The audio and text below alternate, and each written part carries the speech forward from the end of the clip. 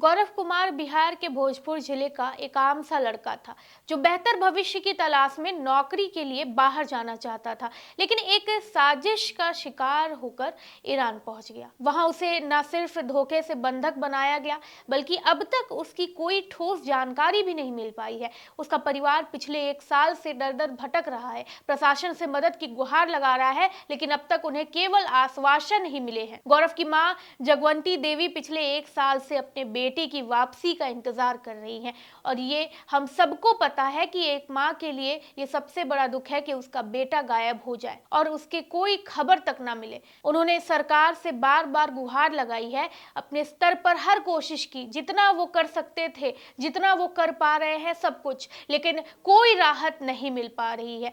इस दर्द में उन्होंने अपनी खुशियों को भी त्याग दिया। उन्होंने न छठ पूजा की, न दशहरा का पर्व मनाया। आप सोच सकते हैं कि अगर किसी के घर में कोई बीमार ही पड़ जाता है तो भी कुछ करने का मन नहीं करता, कुछ भी कोई पर्व मनाने का मन नहीं करता।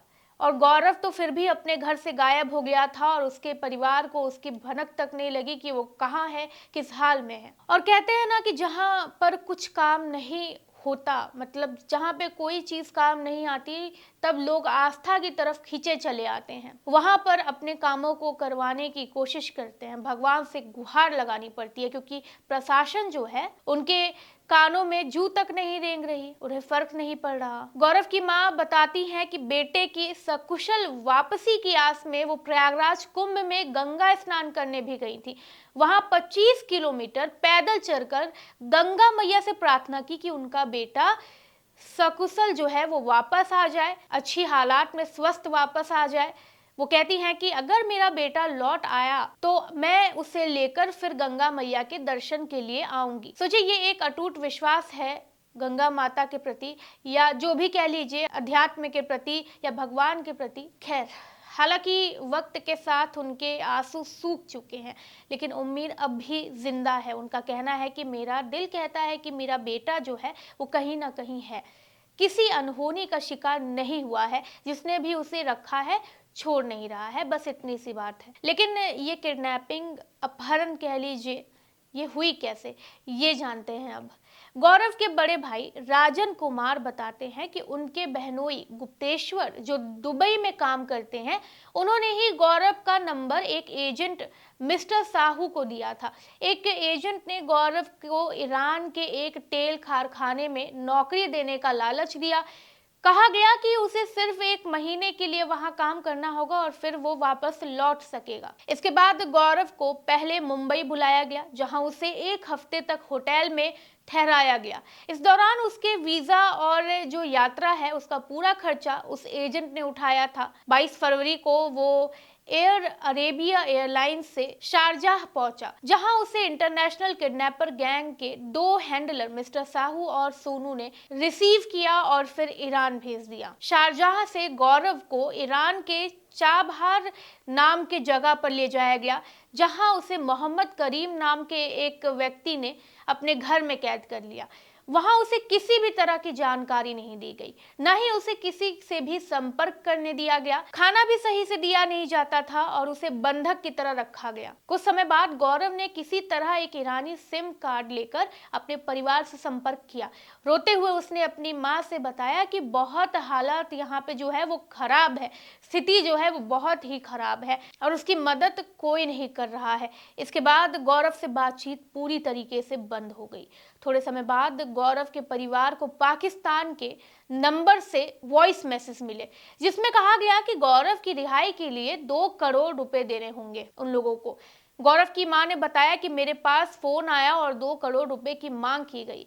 मेरी बात गौरव से भी कराई गई। उसने मोबाइल पर कहा कि पैसे दोगी तब भी और पैसे नहीं दोगी तब भी। इतना कहने के बाद पैसे मांगने वाले ने गौरव से मोबाइल छीन लिया। तब से मेरे बेटी की कोई खबर नहीं आई है। यानी इसका मतलब साफ था। गौरव ने कहा था कि अगर आप लोग पैसे दे भी देंगे, पैसे नहीं भी देंगे, तो भी जो है मुझे नहीं छोड़ा जाएगा या मेरे साथ कुछ भी हो सकता है। अब इसके बाद जो है करीब 6 महीने बाद गौरव के परिवार को बताया गया कि ईरान में एक लाश मिली है और दावा किया गया है कि वो गौरव की है।